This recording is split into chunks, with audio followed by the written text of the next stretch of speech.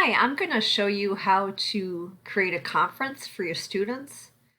So the first thing I do is you're going to click on this conference key, and then you're going to go ahead and pick new conference. At the very top, you're going to hit plus to add a conference to it. You can call it whatever you want. You can record if you want to record here. It does take a little while after the recording, like later in the day, for it to show up, but it will show down the concluded when you're done. You can invite all the course members. So that invite everybody in the class, and then you hit update. I'm not going to do it because this class is, my students will be confused. So that's just going to show you how to add it.